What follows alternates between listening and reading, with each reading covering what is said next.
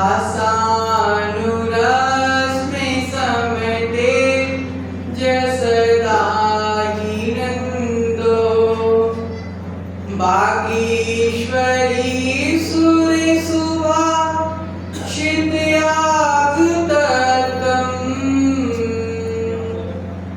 आचार्य पूज्य विभव प्रणमामि नित्यम् आचार्य पूज्य विभव प्रणमामि नित्यम् मेरे पवित्र मन में गुरुदेव आओ मैं शास्त्र वाचन करूं प्रतिभा जगाओ अनंत भाषित सभी शुद्ध देवताओ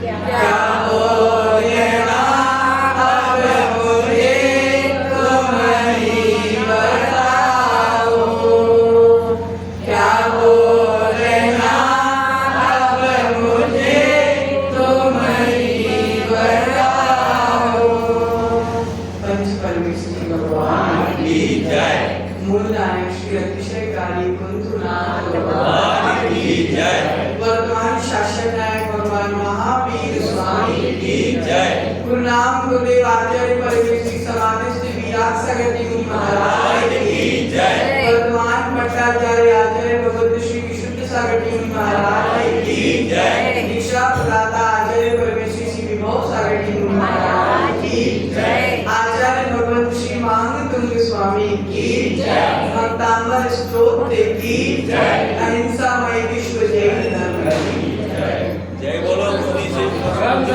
महाराज की जय जय मुनि संघ की जय प्रियात्मन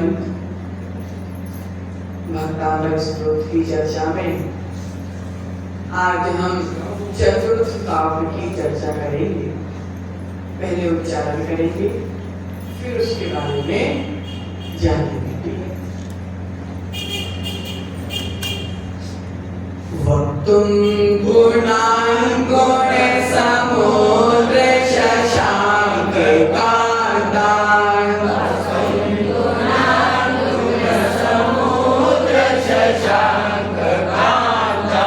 कस्ते क्षमाः सुर गुरु प्रतिमो विबोध्या कस्ते क्षमा सुर गुरु प्रतिमो विबोध्या कल्पान्ते काले पवनोद्धत नग्र चक्रम् कल्पान्ते काले पवनोद्धत नग्र चक्रम् गोवातरी तुमलमं पुनिधिं भुजाभ्याम् गोवातरी तुमलमं पुनिधिं भुजाभ्याम् चौथे काव्य में आचार्य मानवतुंग स्वामी कह रहे हैं कि हे गुण समुद्र हे गुण सागर जब विभिन्न विभिन्न नदियां बह बहकर एक जगह इकट्ठी हो जाती हैं तो वह किसका रूप ले लेती है? समुद्र का रूप। विभिन्न विभिन्न नदियां विभिन्न विभिन्न जल के स्रोत जब एक साथ मिल जाते हैं तो वह समुद्र का रूप ले लेते हैं। उसी प्रकार अनंतानंत गुण जब मिल जाते हैं तो वीतरागी प्रभु का रूप।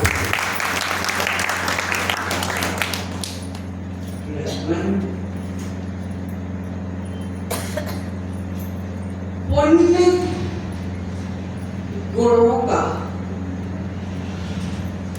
गुणों के बखान को दादी स्तुति कहते हैं। क्या कहते हैं? स्तुति। आचार्य कह रहे हैं स्तुति के विषय में, आचार्य जिनसेन स्वामी ने कहा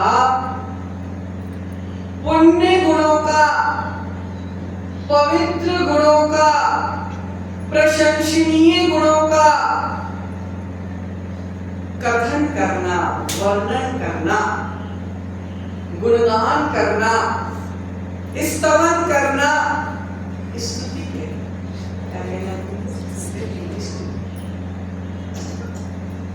जब आचार्य भगवत समंतभद्र स्वामी से पूछा कि गुरुवर स्तुति किसे कहते हैं, तो समंतभद्र महाराज ने उत्तर दिया स्तवनाद कीर्ति तपोनिधिषु। रत्नगर शाखाचार्य में क्या बोला समंतभद्र महाराज ने? स्तवनाद कीर्ति तपोनिधिषु। प्रियात्मन समंतभद्र स्वामी कह रहे हैं तपोनिधियों के। किसकी? तपोनिधि, अर्थात जो तप में लीन है, ऐसे तपोनिधियों के गुणों का बखान करने से कीर्ति प्राप्त होती। क्या प्राप्त होती है महेंद्र जी? कीर्ति प्राप्त होती। हम जीवन में कितने भी अच्छे काम कर ले, अगर अच्छा काम करके हमारा नाम ना हो तो हमारे भीतर विभिन्न विभिन्न चेष्टाएं प्रकट हो जाती। मेरा नाम क्यों नहीं लिया, मैंने बोली ली तो मेरा नाम क्यों नहीं लिया गया? आचार्य कह रहे हैं हमें यश मिलता कहां से है, हमें प्रशंसा मिलती कहां से है, हमारा नाम ऊंचा कहां से होता है? तो आचार्य कह रहे हैं यश पूज्य पुरुषों की स्तुति करने से, पूज्य पुरुषों के गुणों का बखान करने से, अर्थात भगवान के अनंत गुणों का बखान करने से, अनंत गुणों पर श्रद्धा करने से हमको यश की प्राप्ति। आप अपने परिवार में निरंतर सेवा करते हैं, सुबह से शाम तक कमा के मात्र परिवार को चलाने के लिए कमाते हैं। कई लोग तो अपने धन का उपयोग दान में करते, कई लोग पशु सेवा में करते, कई लोग गरीबों में भोजन बांटते, विभिन्न विभिन्न कार्यों के माध्यम से सेवा करते, लेकिन नाम क्यों नहीं होता? नाम क्यों नहीं होता? तुमने इतनी सेवा की, तुम्हारा नाम नहीं हुआ, और मानतुंग स्वामी ने मात्र भक्तांबर को लिख दिया, दुनिया में उनका नाम हो गया।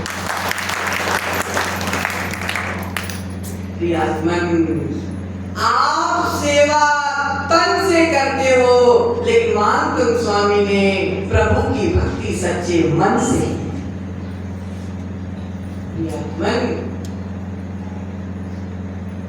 जीवन में यश की प्राप्ति, कीर्ति की प्राप्ति मात और मात भगवान की स्तुति मात्र से हो जाती।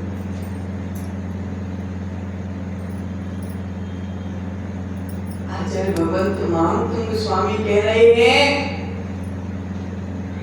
कि आदिनाथ की स्तुति करने से, आदिनाथ भगवान की स्तुति करने से भक्तांबर जो स्तुति का रूप ले बैठा, वह भक्तांबर स्तोत्र मात्र भक्ति के प्रभाव से, मात्र श्रद्धा के प्रभाव से वह भक्तांबर स्तोत्र जयवंत हो गया, अमर हो गया। अर्थात लिखने वाले तो गए, अमर का मतलब कैसे अमर हो गया? भक्तांबर स्तोत्र को लिखने वाले आचार्य परमेष्ठी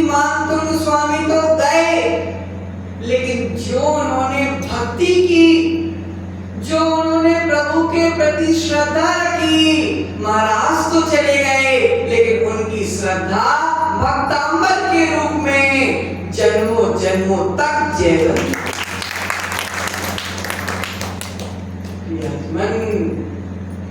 पूजा करने वाला अमर हो गया, भक्तांबर तो अमर हो गया, लेकिन भक्तांबर के साथ साथ भक्तांबर को लिखने वाला भी अमर हो गया।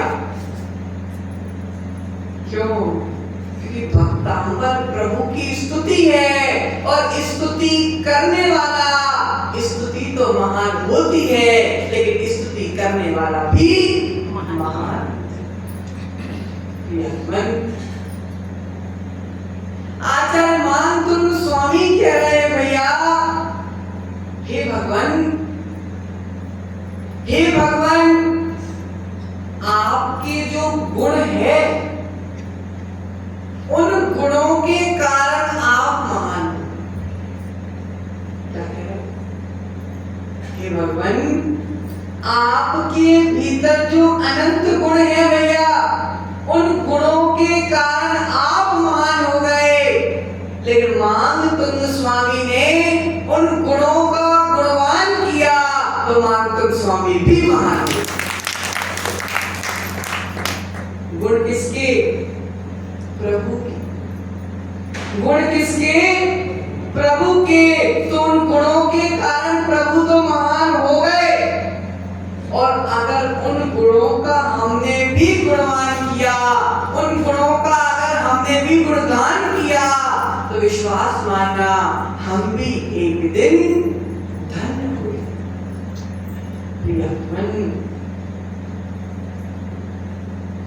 आचार्य भगवंत उमा स्वामी महाराज तत्वार सूत्र में सूत्र क्या दे रहे हैं? द्रव्याश्रया निर्गुणा गुणा। क्या सूत्र दिया? द्रव्याश्रया निर्गुणा गुणा।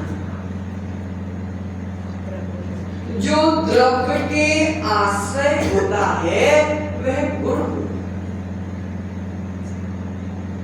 जो द्रव्य के आश्रय है वह गुण है। आचार्य कह रहे हैं, हमारी आत्मा का जो गुण है वह कभी दूसरे के पास नहीं जा सकता। जो हमारी आत्मा का गुण है वह दूसरे के पास नहीं जा सकता। जो पुत्र का गुण है वह पिता के पास नहीं जा सकता। जो गुरु के गुण है वह शिष्य के पास नहीं जा सकते। ये कोई आचार्य ने उदाहरण दे दिया, यह कोई गल्ला मंडी नहीं है। जो हम लेट हो गए तो सारे गुण बट गए, जब तक हम पहुंचे तो गुण बचे ही नहीं थे। आचार्य कह रहे हैं, ये गुण बदलने का विषय नहीं है। यह गुण किसी से खरीदने और किसी को बेचने का विषय नहीं है। ये गुण किसी बाजार मॉल में नहीं मिलते चिट्टू भैया। ये गुण किसी से ना लिए जाते हैं ना किसी को दिए जाते हैं। आचार्य मानतुंग स्वामी कह रहे हैं ताकि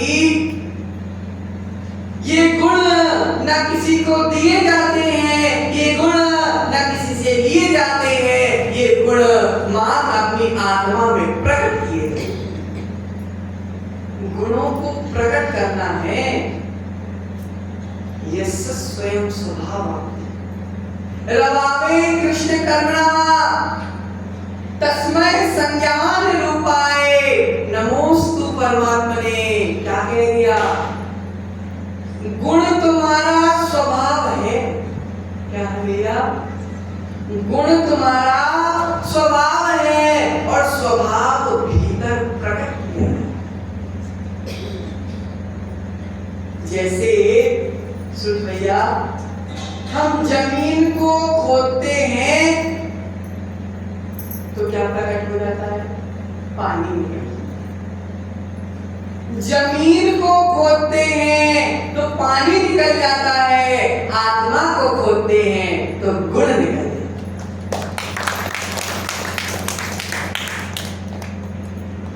जाता है। हम सबके पास देखो, गुण जो होते हैं वह दो प्रकार के होते हैं।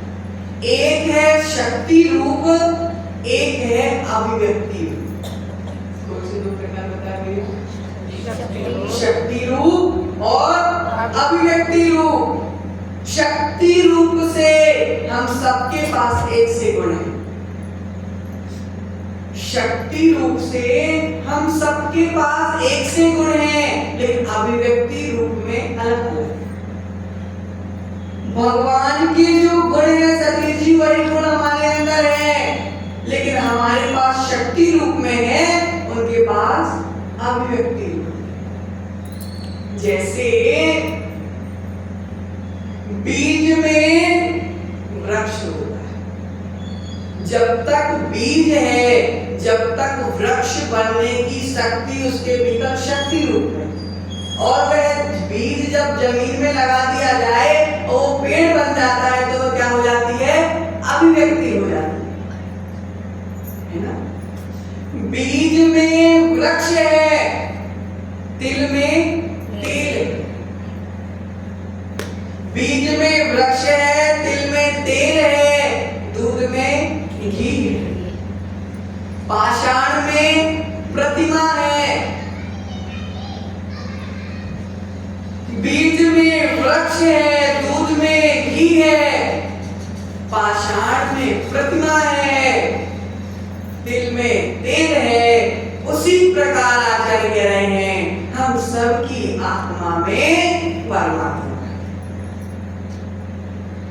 बीज को जब तक धरती में नहीं लगाया जाए, जब तक पेड़ बनने वाला नहीं है, उसी प्रकार आत्मा में जब रत्नत्रय का बीज नहीं लगाया जाएगा, जब तक मोक्ष रूपी पेड़ उगने वाला नहीं।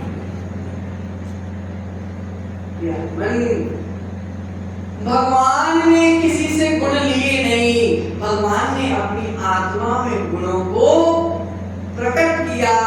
आज हम उन्हीं गुणों की, गुणगान की चर्चा कर रहे हैं। अर्थात वह गुण जो भगवान ने प्रकट किए, उन गुणों की चर्चा मान तुंग स्वामी स्तुति के रूप में चतुर्थ काव्य में कर।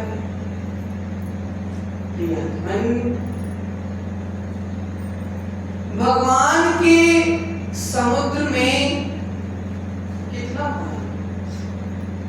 पानी? समुद्र में कितना पानी? बहुत तो है, कितना है गिन के बताओ। कितनी बूंदें हैं समुद्र में? गिन नहीं सकते। महेंद्र जी, समुद्र में इतना पानी है, इतना पानी है कि हम गिन नहीं सकते। प्रभु में इतने गुण हैं, इतने गुण हैं कि हम बता नहीं सकते। समुद्र के जल को नापा नहीं जा सकता, प्रभु के गुणों को नापा नहीं जा सकता। समुद्र की एक बूंद हम देख लें तो हम कह देते हैं कि समुद्र की बूंद है। समुद्र की बूंद को देखकर हम कह देते हैं कि ये समुद्र की बूंद है। उसी प्रकार प्रभु के एक गुण, दो गुण, चार गुण, 5 गुण, 10 गुण को देख के हम कह देते हैं कि हमारे प्रभु के पास अनंत गुण है।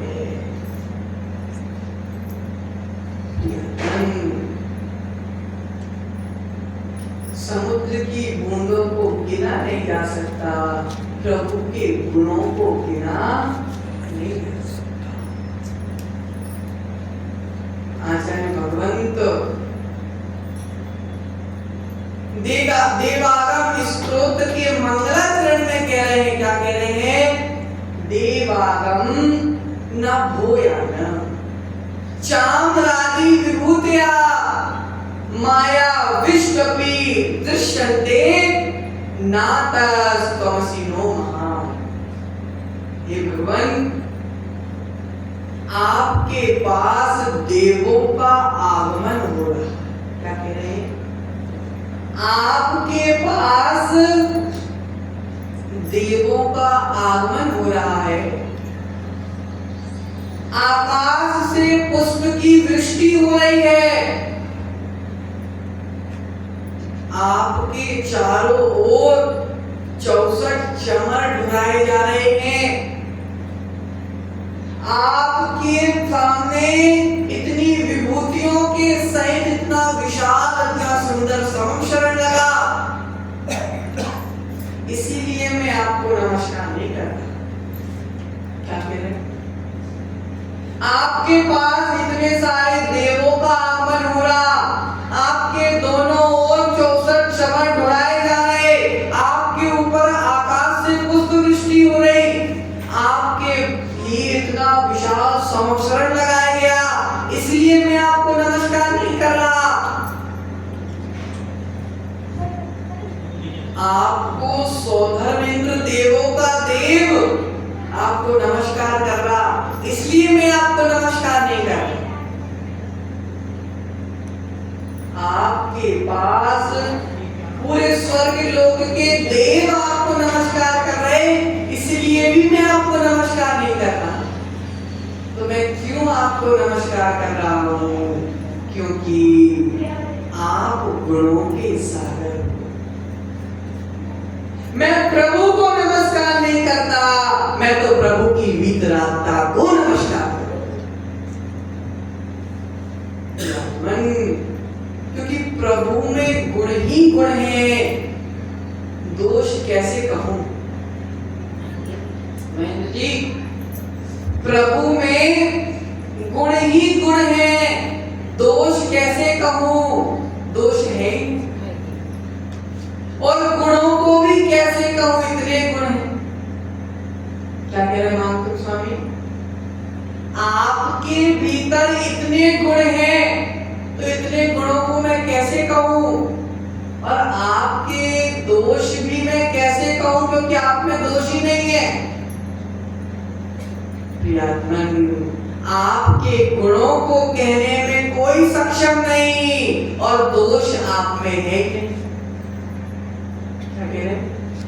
आपके गुणों को कहने में कोई सक्षम नहीं, और आपके दोषों को कहूं कैसे, क्योंकि आप में दोष है ही नहीं। जो है नहीं उसे कैसे कहा जाए? जो है ही नहीं वो कैसे कहा जाए? जो है वह अनंत है, उसको भी कैसे कहा जाए? असमंजस में पड़ गए महाराज। क्या कह रहे? दोष है नहीं, जो है नहीं उसको कैसे कहा जाओ, और जो है वह अनंत रूप में है, उसको भी कैसे कहा जाए? दोनों विषयातीत हैं, दोष है नहीं, और गुण इतने हैं कि मैं कहने में सक्षम नहीं। बुंदेलखंडी में 2 लाइन बोली जाती है इसके लिए, का कहे कछु कहीं ना जाए, का कहे कछु कहीं ना जाए, और कहे बिना मुंह पे रहो ना जाए। आपके इतने गुण हैं कि कैसे कहूं, और बिना कहे मुझसे रहा नहीं जाता।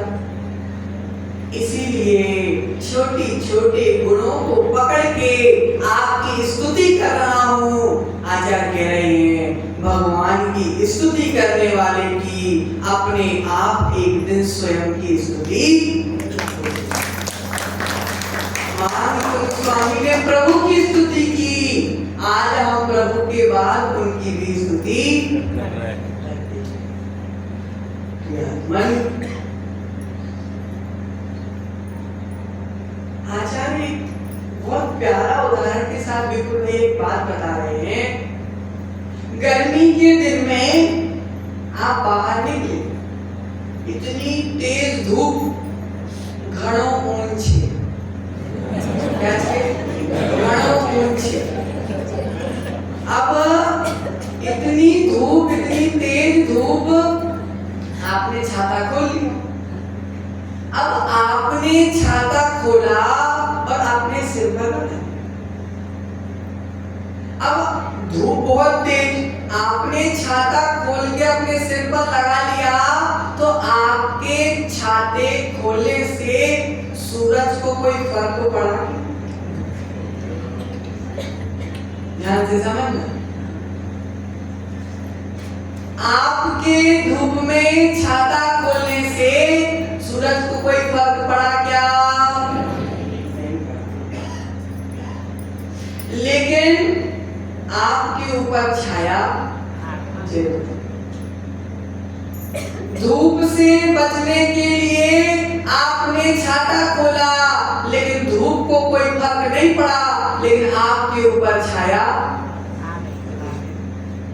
वही विषय है, छाता खोलने से धूप को फर्क नहीं पड़ा, आपके ऊपर छाया आ गई। उसी प्रकार हे प्रभु, आपकी स्तुति करने से आपको कोई फर्क पड़ने वाला नहीं है, लेकिन मेरा कल्याण अवश्य।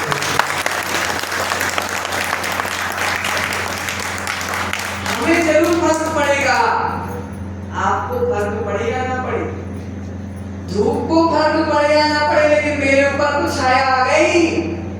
प्रभु आपके गुणों से आपको फर्क पड़े या ना पड़े, लेकिन मेरा तो संसार कम हो गया।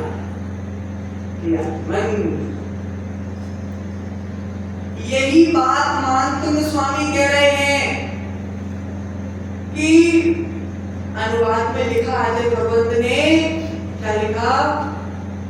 हे गुण सागर शरद चंद्र सम उज्जवल गुण गाहे। हे गुण सागर, आप तो गुणों के समुद्र हैं, लेकिन मैं आपके गुण गाने।